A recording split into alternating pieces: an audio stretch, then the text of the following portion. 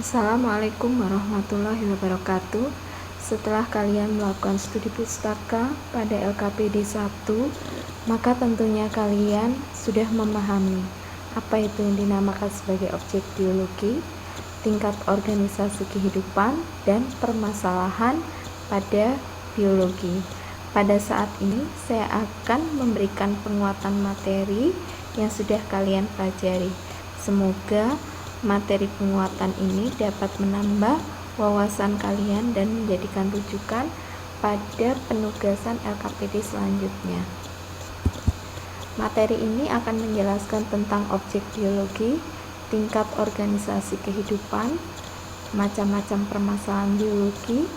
Nah, permasalahan biologi ini diselesaikan dengan menggunakan metode ilmiah. Selain itu akan dijelaskan juga manfaat ilmu biologi bagi kehidupan. Semua komponen ini berada dalam ruang lingkup biologi. Nah, ini adalah kompetensi dasar yang harus kalian capai. Yang pertama adalah penilaian pengetahuan. Kalian harus mampu menjelaskan ruang lingkup biologi, yaitu permasalahan pada berbagai objek biologi dan tingkat organisasi kehidupan melalui penerapan metode ilmiah dan prinsip keselamatan kerja. Nah, yang ini adalah pada penilaian keterampilan. Kalian harus memiliki kompetensi dalam menyajikan data hasil penerapan metode ilmiah tentang permasalahan pada berbagai objek biologi dan tingkat organisasi kehidupan. Ruang lingkup biologi terdiri dari 3 komponen, yaitu ada objek biologi, tingkat organisasi kehidupan, dan permasalahan biologi.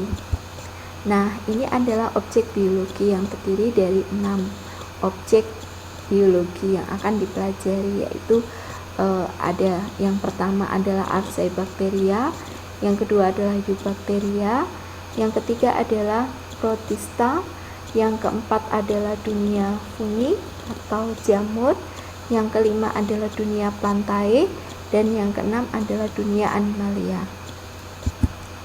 Nah, ini adalah tingkat organisasi kehidupan.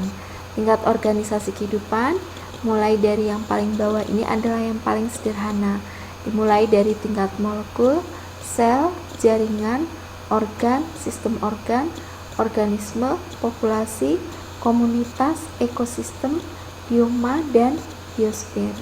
Nah, yang paling atas ini adalah yang paling kompleks. Nah, ini adalah beberapa contoh permasalahan biologi yang saya ambil berdasarkan pada tingkat organisasi kehidupan.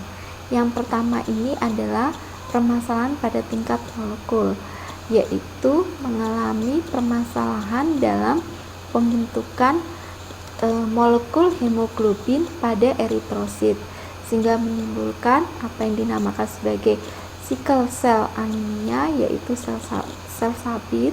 Kemudian yang ini adalah thalassemia. Nah, ini adalah yang kedua, ini adalah contoh permasalahan biologi pada tingkat sel yang menyebabkan sel tumor dan sel kanker.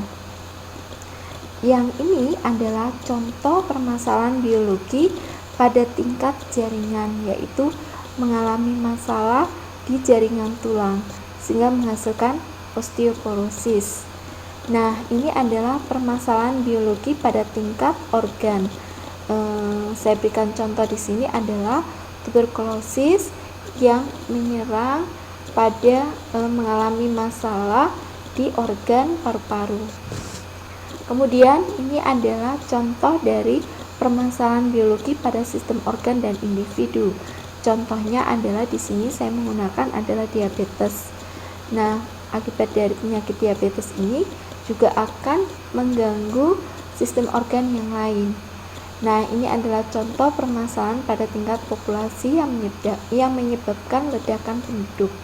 Kemudian ini adalah contoh permasalahan biologi pada tingkat komunitas, yaitu terjadi penularan suatu penyakit.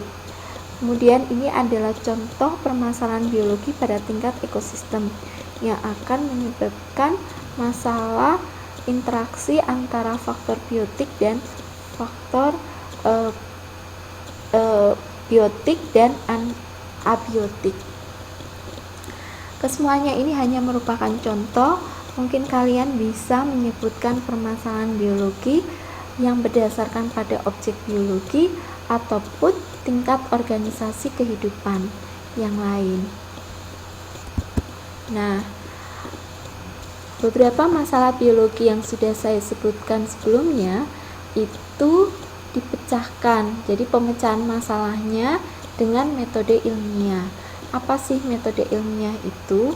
Yaitu yang pertama adalah menyusun rumusan masalah, yang kedua adalah menyusun kerangka teori, dan yang ketiga ini adalah merumuskan hipotesis. Hipotesis ini adalah dugaan sementara. Nah, untuk menjawab hipotesis ini maka dilakukan suatu eksperimen. Dalam eksperimen ini nanti akan dihasilkan suatu data, di mana data itu harus diolah dan dianalisis. Nah, hasil dari pengolahan dan analisis data akan menghasilkan suatu kesimpulan. Nah, hasil dari kesimpulan ini dipublikasikan, baik bisa berupa tulisan ataupun dalam bentuk lisan, yaitu melalui presentasi. Nah, pada LKPD 2, kalian berlatih untuk melakukan pemecahan masalah, tetapi tidak dilakukan melalui eksperimen, hanya melalui studi pustaka. Nah, petunjuk teknisnya dan lengkapnya ada di LKPD 2. Nah, ini adalah manfaat ilmu biologi. Beberapa manfaat biologi bagi kehidupan, misalnya ini adalah dalam industri. Jadi akan menghasilkan suatu industri farmasi. Kemudian ini adalah untuk menghasilkan industri di bidang kedokteran. Kemudian ini adalah industri bidang peternakan yang menghasilkan mungkin pakan ternak.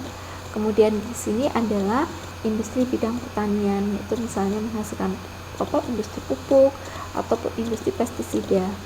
Kemudian ini adalah manfaat ilmu biologi pada bidang pertanian. Misalnya salah satu contohnya adalah kultur jaringan. Jadi melalui kultur jaringan dapat meningkatkan kualitas dan kuantitas produksi pertanian. Dan ini adalah contoh manfaat ilmu biologi pada bidang peternakan. Itu yang saya ambil ada di sini, inseminasi buatan. Tujuan dari inseminasi buatan ini salah satunya adalah untuk meningkatkan mutu ternak lokal. Kemudian ini adalah manfaat ilmu biologi dalam bidang kedokteran, misalnya pendidikan terhadap vaksin. Kemudian yang ini adalah manfaat ilmu biologi dalam kehidupan sehari-hari yang sudah kita rasakan manfaatnya.